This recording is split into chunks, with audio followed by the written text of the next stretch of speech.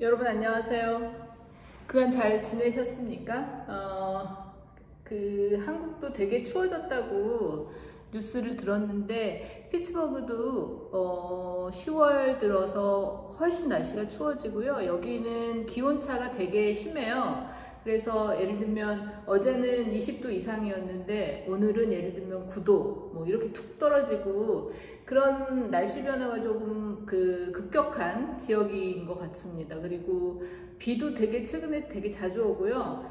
근데 제가 이제 한국에 부모님하고 통화를 하면서 들어보면 피츠버그 날씨랑 그러니까 계절감은 한국하고 지금 여기 피츠버그가 좀 비슷한 것 같아요. 네.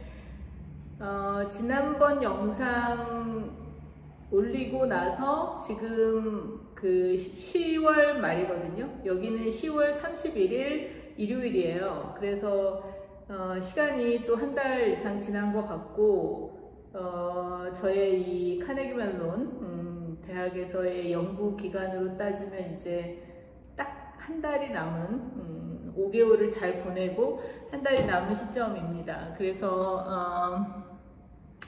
뭔가 한번 또 영상으로 정리를 하면 어떨까 하는 생각을 하고 있었는데 마침 풀브라이트 프로그램이 최근에 이틀에 걸쳐서 또 있었어요. 우리 비지팅 스칼라를 위한 풀브라이트 버추얼 프로그램들이 있었는데 이틀에 걸쳐서 이 온라인으로 우리 프로그램에 참여하고 있는 학자들 50명을 초대해 가지고 온라인으로 이런 일종의 워크숍 같은 게 있었어요.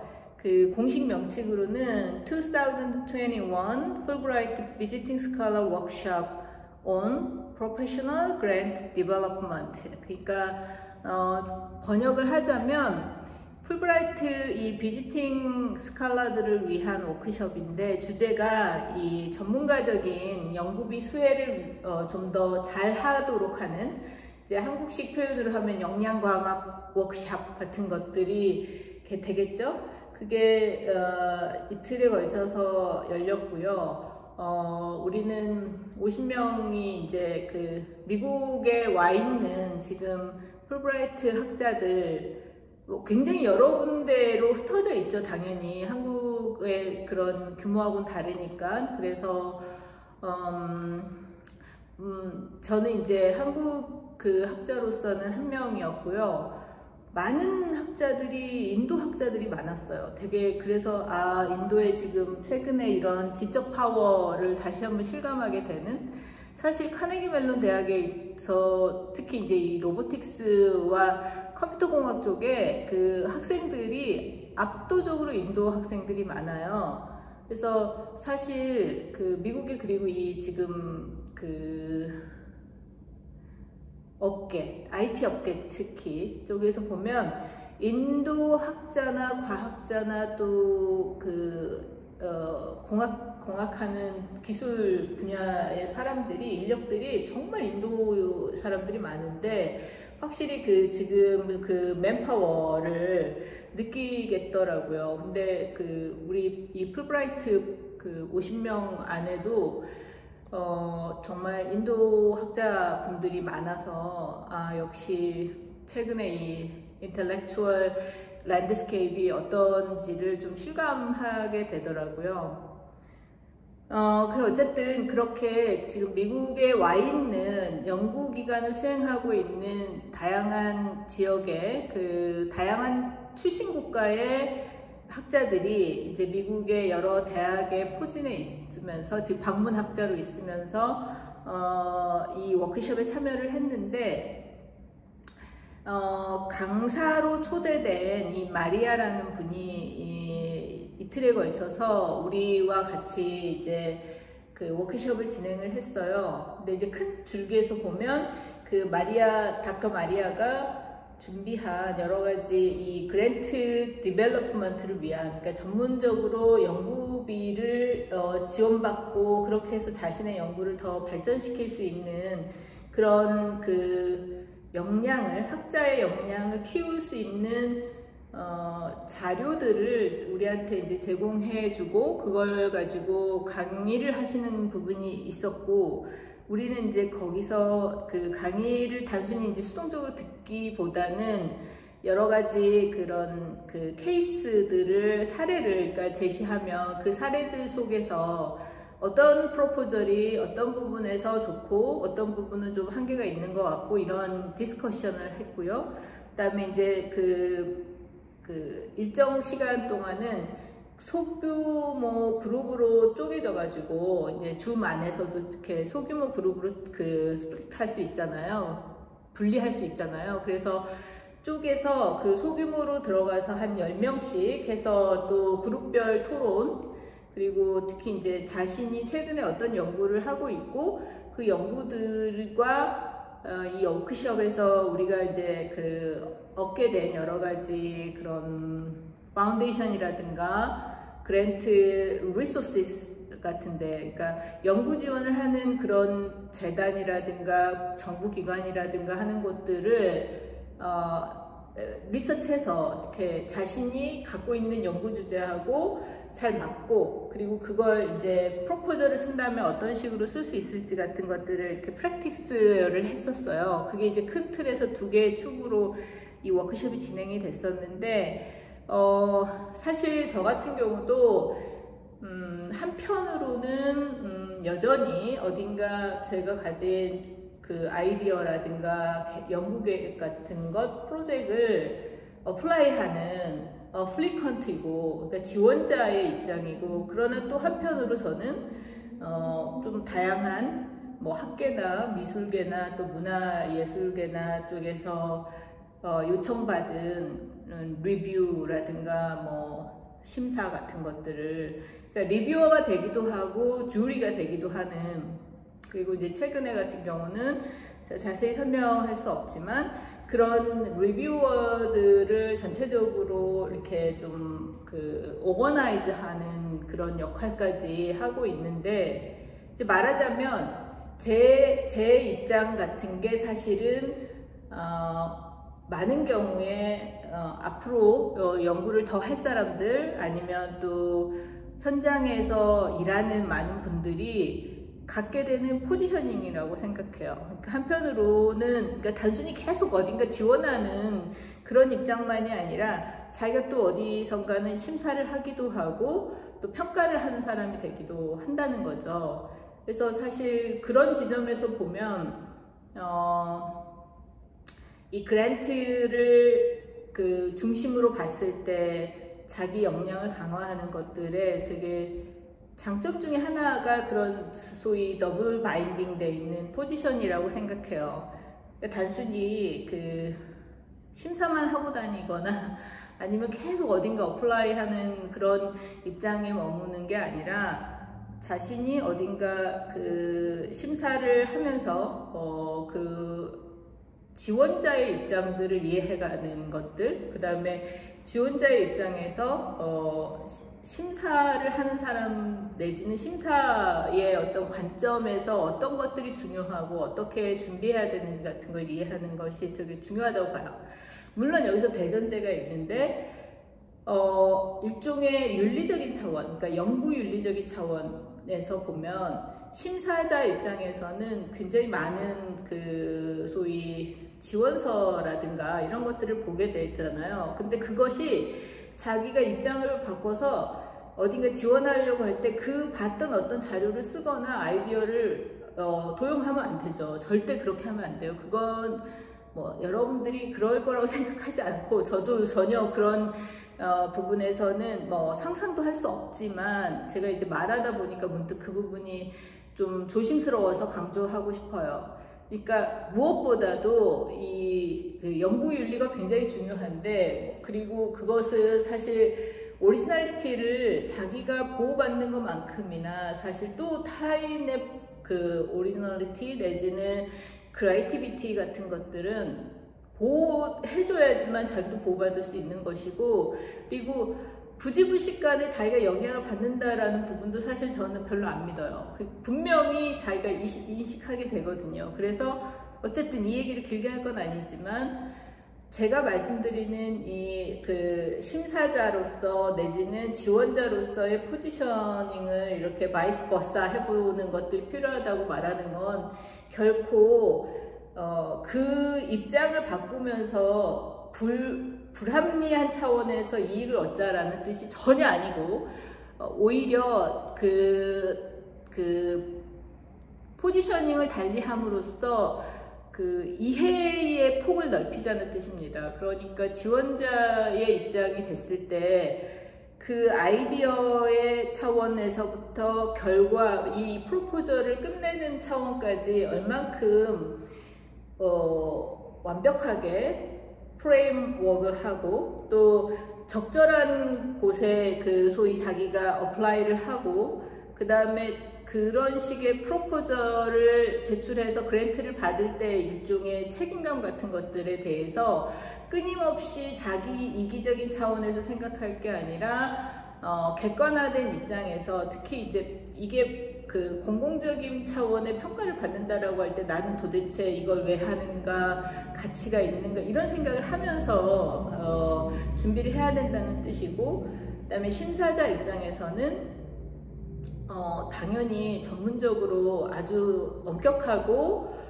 타당하게 심사를 해야 되지만 또 다른 한편으로 그 지원자의 입장에서 봤을 때 중시하고 있는 어떤 부분들이 무엇인지를 바로 이렇게 그냥 그 뭐라 그러지? 잘하고 못하고를 평가하는데 끝나는 게 아니라 그것들을 충분히 받아들이겠다는 그 입장에서 시작하는 것, 평가를 시작하는 것이 필요하다는 생각이 드는 거예요.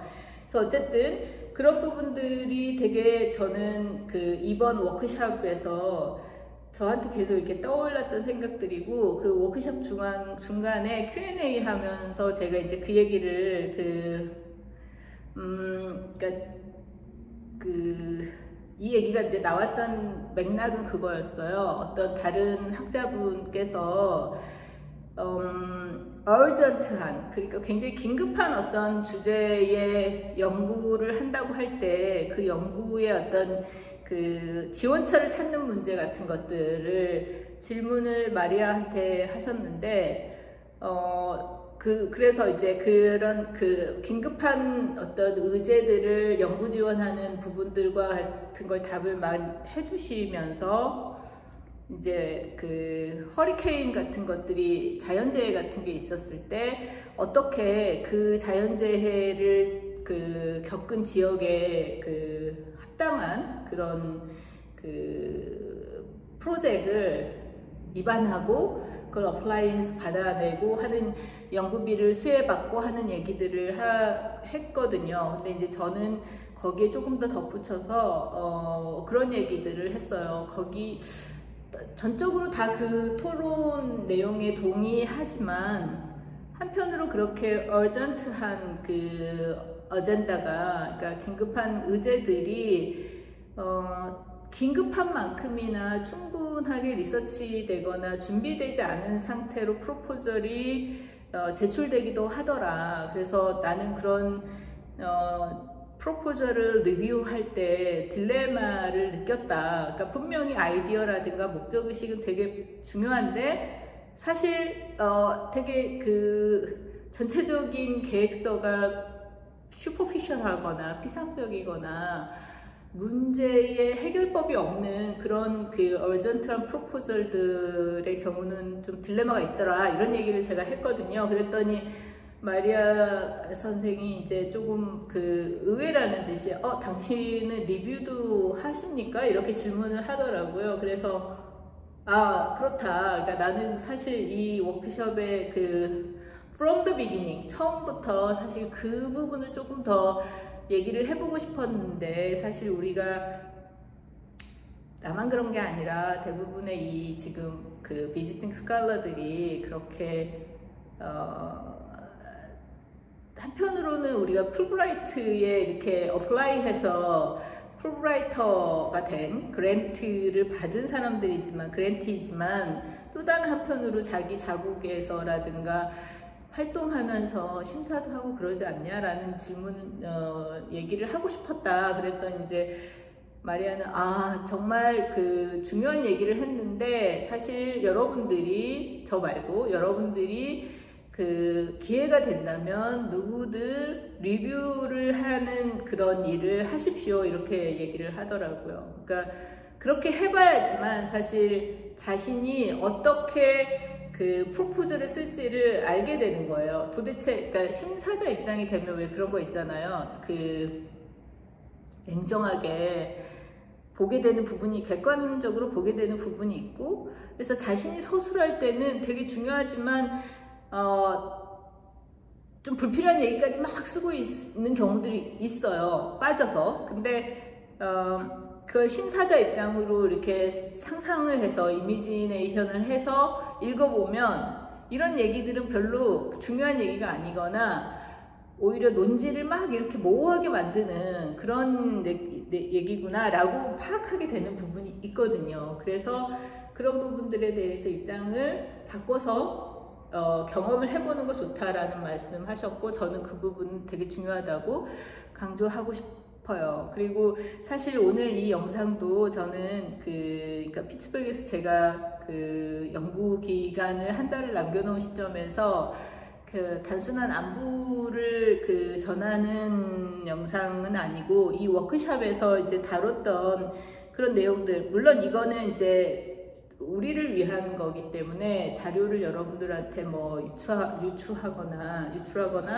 뭐 똑같은 얘기를 할 필요도 없고 그러면 안 되는데, 제가 이제 여기 그 닥터 마리아 에스폼스가 이제 제시한 여러 그 좋은 방안들 중에서 이제 몇 가지만 말씀을 제가 이제 인상 깊게 받아들인 것들로서 말씀을 좀 드려보자면, 이런 부분들이 있어요. 되게 이렇게 이제 그 PPT 안에다가 이렇게 좀 그 중요한 그 사인처럼 넣어 놓으신 말들이 있는데, 아무것도 안 하면 당신은 그랜트를 못 받죠 라고 이렇게 써놓은 게 있고, 그 밑에는 그랜트를 받을 수 있는 가장 좋은 방법은 인스트럭션을 따라라, 그러니까 지시사항을 따르라는 거예요.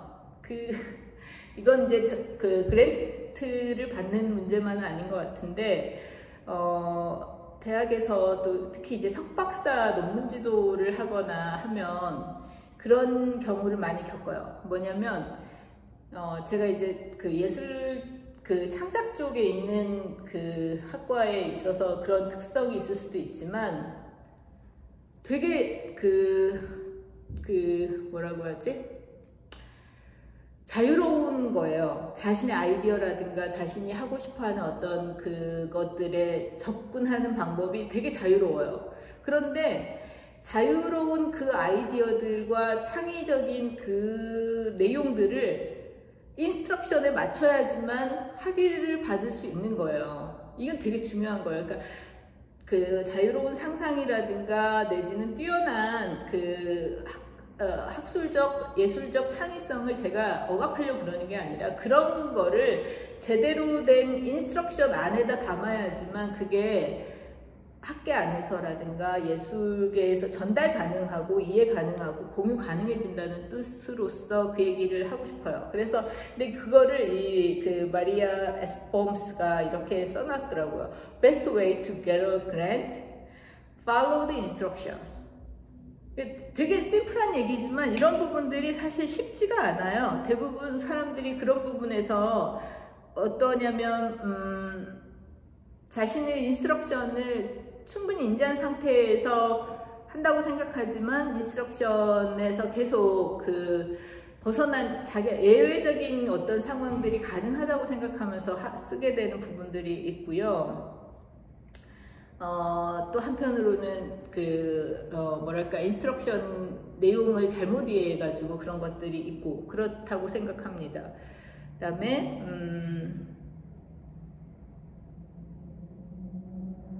뭐 이런 얘기들은 알지만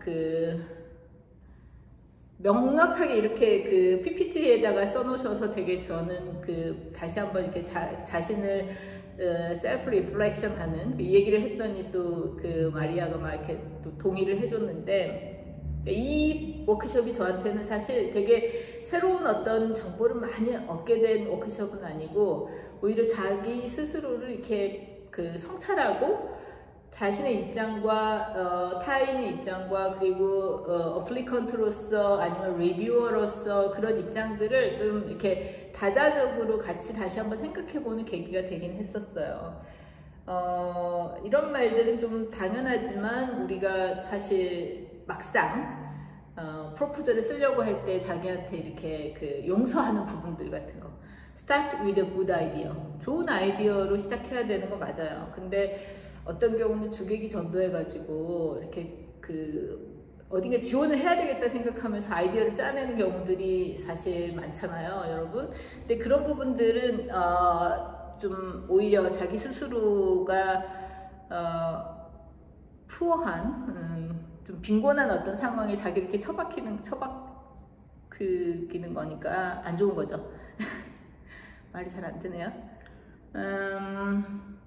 이 부분도 또한 굉장히 기초적이지만 중요한 것 같아요. 그 좋은 아이디어를 갖고 시작해야 되고, 이 그랜트 프로그램에 어플라이를 하려면, 그 다음에 그 좋은 아이디어를 창구가 잘못된 곳에다가 프로포즈를 내거나 어플라이를 하는 거는 자기를 소모할 뿐만 아니라 굉장히 안 좋은 경험을 하는 거잖아요. 그래서 사실 이 부분도 되게 좋은 아이디어만큼이나 중요한데, 뭐냐면 자신이 갖고 있는 아이디어와 좋은 프로포저를 그것들이 정말 지원받을 수 있는 곳에다가 어플라이를 해야 된다는 거예요. 그게 이제 Find the right program for you and your idea. 그러니까 당신이 가지고 있는 그 아이디어가 정말 이렇게 적절하게 소위 지원받을 수 있고, 그 재단이라든가 그 부처도 그 당신의 아이디어를 굉장히 값지게 받아들여서 발전시킬 수 있는 그런 곳에 어플라이를 하라는 거죠. 그게 되게 중요하다는 것이고, 그다음에 이 부분은 제가 이제 정말 인스타그램에도 썼던 부분인데, 이건 저는 그 머릿속에 계속 그 강하게 인지가 됐어요. Become a student of the 그러니까 뭐냐면 어딘가 지원을 하려고 할 때 리서치 프로그램에 어플리컨트가 됐을 때, 그러니까 그 연구 지원을 받기 위한 지원자가 됐을 때 당신이 프로포즈를 쓰면서 스스로한테 그 취하라고 하는 스탠스는, 입장은 뭐냐면 학생처럼 돼야 된다는 거예요.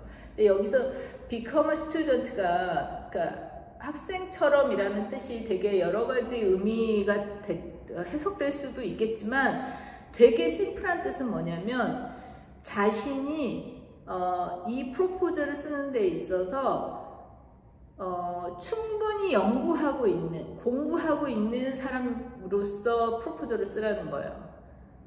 예를 들면 간단하게 말하면 오만하고 막 관성에 젖어서 막 이런 프로포즈를 쓰면 안 된다는 뜻이라고 저는 해석해요. 왜냐면 사실 좋은 프로포즈는 그 프로포절 안에 이 사람이 연구한 어떤, 그러니까 앞으로 연구할 것들에 대해서 우리가 어플라이를 하는 것 같아도 사실 이제까지 연구해 놓은 어떤 부분들이 여기에 굉장히 잘 기반이 돼야지만 좋은 프로포절이 되는 것이고, 그 좋은 프로포절을 쓰는 자신의 입장은 뭐 이렇게 선생처럼, 예를 들면 저처럼 막 잘난 척 하면서 막 내가 좀 가르쳐 줄게, 이거 모르지, 아니면 난 이거 나만 알아, 이런 태도가 아니라 자신이 충분히 공부하고 있고, 그 공부한 것들을 가지고 여기 안에서 아주 그 다른 사람들한테 충분하게 전달하기 위한 어떤 겸손하면서도 그 정직한 입장의 서술이 필요하다고 이해할 수 있을 것 같아요. 그 다음에 여기서 이 become a student가 되라는 뜻의 마리아의 진짜 그 더 강조하고 싶어 했던 뜻은 뭐냐면, 매니저나 아니면 그 프로그램의 어떤 담당자들한테, 그러니까 내가 연구를 받고 싶은 합당한 어떤 인스티튜션을 찾았다면 그 인스티튜션의 담당자한테 뭔가를 물어보거나 확인받거나 하는 데서 주저하지 말라는 뜻이에요. 근데 이것도 사실 약간 그 어폐가 있기는 해요. 우리 같은 경우도 그러잖아요. 한국연구재단이라든가 한국문화예술위원회라든가 뭐 서울문화재단 되게 많은데, 그런데 담당자들을 제가 또 들어보면, 그 담당자들로부터 들어보면 그 인스트럭션 안에 다 밝혀져 있는데도 불구하고 그거는 제대로 확인하지 않고 끊임없이 전화를 해서, 그리고 전화를 하든 이메일을 보내서 자신의 개인적인 상황들만 계속 뭐랄까 설득하거나 그런 의지를 돌파하려고 하는 그 지원자들이 있다는데, 그거는 제가 보기에는 시간 낭비예요. 사실 담당자는 담당자일 뿐이잖아요. 그러니까 거기 안에서 자기 자신이 뭔가 그 인스트럭션에 해당되지 않는데 이 담당자가 그걸 해결해 줄 수는 없어요. 그러니까 사실 인스트럭션을 충분히 읽고 이해하고 그 인스트럭션과 자신이 하고자 하는 것들을 맞춰가는 어떤 과정들 속에서 조금 더 구체적으로 알아야 되거나 이 인스트럭션에 밝혀지지 않은 어떤 내용을 알고자 할 때 매니저하고 컨택하는 게 필요하지, 아무 때나 막 그러라는 뜻은 아니라고 저는 생각합니다. 그다음에 준비를 굉장히 철저하게 하라는, 그리고 시간을 잘 지키라는, 그리고 그것까지, 그러니까 연구 프로포저를 서미트 할 때까지 그 타임라인을 잘 짜라는 얘기도 되게 강조를 하셨는데, 저는 되게 그 부분 동감을 하고요. 그 타임라인도 사실은 2개로 설정하라고 여기 이렇게 설명을 하는데, 그것도 되게 좋은 아이디어라고 생각해요. 그러니까 공식적인 소위 데드라인이 있지만 자신이 언제까지 이 프로포절에 자기 입장에서 완벽하게 준비된 것들을 끝낼 건지 그 기간을 설정하라는 거죠. 예를 들면 완전히 공식 데드라인보다 2주 앞두고 자기만의 데드라인을 설정하면 그 데드라인까지 해서 2주 동안 다시 한번 자기 스스로가 이거를 검토하고 그 다음에 소위 파이널 체크를 할 수 있다는 거죠. 그래서 이제 그런 부분도 중요하게 얘기를 하셨는데, 저는 그 부분도 여러분한테 같이 공유하고 싶어요. 그다음에 이것 되게 중요한데, 인스트럭션만큼이나, 그러니까 지시사항만큼이나, 이제 예를 들면 어떤 지원서에 보면 지원 자격부터, 그 다음에 자기네들이 추구하는 연구 주제라든가 예상 규모라든가 이런 게 나오잖아요. 그런 걸 되게 잘 인지해야 되고, 그리고 나서 되게 제출할 때까지 계속 프로포저를 쓰면서 염두에 둬야 되는 건 뭐냐면, 일종의 크리테리아 내지는 매트릭스예요. 이 연구재단이라든가 문화예술기구가 추구하는 어떤 연구와 연구 프로포절이나 프로젝트의 수준은 어떤 항목들을 중심으로 평가를 하겠다, 이런 게 나온단 말이에요. 특히 이제 한국연구재단이 되게 그런 부분에서 한국 학계나 문화예술계에 영향을 많이 줬다고 생각하는데, 말하자면 거기에 나오는 소위 크리테리아가 연구나 문화예술 프로젝트의 경우에도 성격이 좀 다르지만 비슷하게 적용이 되는 걸로 저는 확인하고 있어요. 그러니까 예를 들면 연구 독창성이라는 측면은 학술 쪽에서뿐만 아니라 문화예술 쪽에서도 되게 필요한 부분이고, 그 다음에 옛날에 그런 독창성도 되게 두루뭉실하게 옵스큐어하고 브로드하게 막 이렇게 평가했고, 그래서 그 평가의 어떤 객관성이라는 게 사실 좀 의심스러운 부분들이 많았다며, 한 10년 전 뭐 이렇게. 근데 되게 많이 발전했어요. 한국의 그런 지원 그랜트 프로그램 같은 경우도. 그리고 매트릭스도 되게 뚜렷해졌고, 그리고 사실 제가 평가를 해보면 그 평가의 항목들이 많이 세분화돼 가지고 그 평가자 입장에서 쉽지 않을 정도예요. 그래서 그런 독창성 중에서도 예를 들면 형식적 독창성이라든가 뭐 선행 연구가 있는데 그 연구와 관련해서 이 연구는 어떤 식의 새로운 그 소위 목표를 설정했는가, 뭐 이런 부분들, 이런 식의 크리테리아 내지는 매트릭스라고 하는 걸 비밀로 하지 않아요.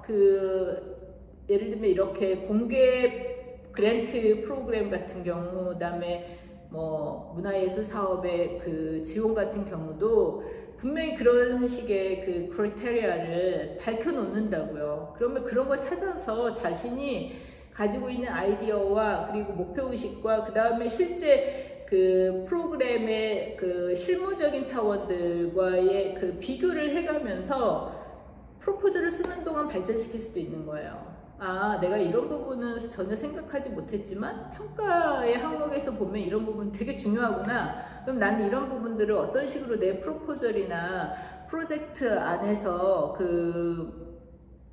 발전시키거나 확보할 건가를 고민해야 되는 거죠. 그런 차원들이 사실 2주 먼저 타임라인을 해놓은, 데드라인을 만들어 놓은 그 안에서 끊임없이 다시 검토하고 재검토하고 하는 정도가 돼야 되는 거죠. 네, 저는 이제 되게 많은 그 공부를 하게 됐는데, 이런 부분들을 이틀에 걸친 워크숍에서. 그래서 사실 풀브라이트 프로그램, 이건 이제 풀브라이트 코리아가 아니라 이제 풀브라이트 전체 그 미국의 풀브라이트에서 한 프로그램이어서 일단 뭐 감사드리는 건 미 국무부 문화예술교육과 그다음에 이 풀브라이트 미국 프로그램을 담당하는 IIE, 그리고 그랜트 프로그램의 그 학습 프로그램을 제공한 기관에 감사하는데요. 마지막으로 제가 보니까 그 시간이 또 많이 지났는데, 이 얘기 소개하고 싶어요. 그러니까 프로젝트 그랜트를 위한 소위 객관성 확보의 어떤 지표들로서 이 닥터 마리아가 우리한테 공유한 스마트라는 그 골 세팅 5가지가 있어요. 그러니까 목표를 설정하는데 단축어로 SMART, SMART라는 그 단축어를 제시했는데, 저는 상당히 이 부분은 심플하면서도 우리가 그 연구자들이 그리고 이런 프로젝트 기획자들이 염두에 두면 좋겠다는 생각을 합니다. 먼저 S는 뭐냐면 스페시픽하게 하라는 거예요. 자기의 연구 아이디어를 특화시키라는 거죠. 스페시픽하게 해야지 너무 브로드하고, 제가 이 단어를 썼더니 이제 마리아가 막 동의했는데, 브로드하게, 옵스큐어하게, non-concrete하게 이렇게 하면 안 된다는 거죠. 자기 연구 주제가 되게 스페시파이 돼야 돼요. 특화돼야 돼요. 그 다음에 M은, 스마트에서 M은 measurable 하는 거. 그러니까 측정 가능하게, 자신이 어떤 걸 하겠는데 이거는 뭐 다 좋을 거예요 라든가, 뭐 많은 사람들을 대상으로 설문하죠, 뭐 이렇게 하면 안 된다는 거죠. 구체적이고, 또 필요하면 계속 통계라든가 그 기초 자료 같은 것들을 레퍼런스 하면서 측정 가능하게 해야 된다는 거죠. 그 다음에 A는 뭐냐면 attainable, 그러니까 성취할 수 있는 부분이 있어야 되는 거예요. 이게 실현 가능한가? 그러니까 특히 이제 우리가 뭔가 심사할 때 보면 아이디어는 되게 신선한데 뜬구름 잡는 것 같은, 내지는 야, 이 사람한테 연구 지원해주면 분명히 그 연구비는 어디선가 사용이 되겠지만 결과가 안 나올 것 같아. 이런 부분들이 있는 아이디어들이 있거든요. 이제 그런 부분들은 좀 스스로 프로포저를 쓰면서 정비해야 되는 거죠. 그 다음에 R은 relevant, 그러니까 그 일종의 기대 효과 같은 게 있어야 되는 거예요. 자기 혼자 좋자고 하는 그런 거는 자기의 열정과 돈과 인생을 바쳐서 해야죠. 근데 자기를 위해서만이 아니라 어떤 사회에, 커뮤니티에, 뭔가 그 학계에, 그 주제에 기여할 수 있어야 되는 거죠. 타임바운드 같은 경우도 되게 중요합니다. 그러니까 앞에서의 타임라인도 얘기를 했지만 사실 어떤 연구들이 저는 한편으로는 이런 그 프로젝트 그랜트를 위해서 시도할 때 다 어딘가에 녹아 들어가는 거지만 이게 과연 진짜 필요한 연구인가, 그리고 자신이 지금 속해 있는 어떤 그 동시대 사회와 호응하면서 또 한편으로는 그것이 단지 얼전트하기만 해서 급하게 뭔가 하는 게 아니라 필요로 하는 어떤 지점에서 충분히 잘 준비해서 그리고 그것들이 시간에 또 맞춰서 인스트럭션 안에서 할 수 있는가의 부분도 되게 중요한 거라고 봐요. 네. 그래서 오늘은 제가 피츠버그에서 보내는 10월 마지막에 비디오인데요. 일종의 여러분에게 보내는 영상 안부이기도 하지만 오늘의 주제는 그거였습니다. 그러니까 앞으로 계속 이제 우리가 연구도 하고 기획도 하고 할 사람들이라면 자신이 하고 있는 일에서 이런 공공성이라든가 내지는 사회적 의의 그리고 학계나 문화예술계에서의 어떤 호응을 염두에 두면 그랜트를 연구비 수혜를 피해갈 수가 없는데 그것들을 잘하기 위한 방법들은 그러니까 누구보다도 더 잘해야겠다 이런 차원이 아니라 공적인 어떤 시스템이라든가 인스트럭션하고 자신이 갖고 있는 아이디어 내지는 자신이 하고자 하는 의지들을 잘 맞춰가는 것이 필요하고, 그러기 위해서는 단순히 열심히 한다라든가 내가 마음을 다 바쳤는데 이런 차원이 아니라 정말 중요한 지시사항이라든가 시스템이라든가를 이해해가면서 자신이 디벨롭먼트 해가야 된다는 생각을 합니다. 그래서 그 내용을 오늘 다뤄봤습니다. 그러니까 어떻게 연구비를 잘 받아서 좋은 연구를 할 것인가, 뭐 이런 얘기인 거죠. 네. 여러분 잘 지내세요?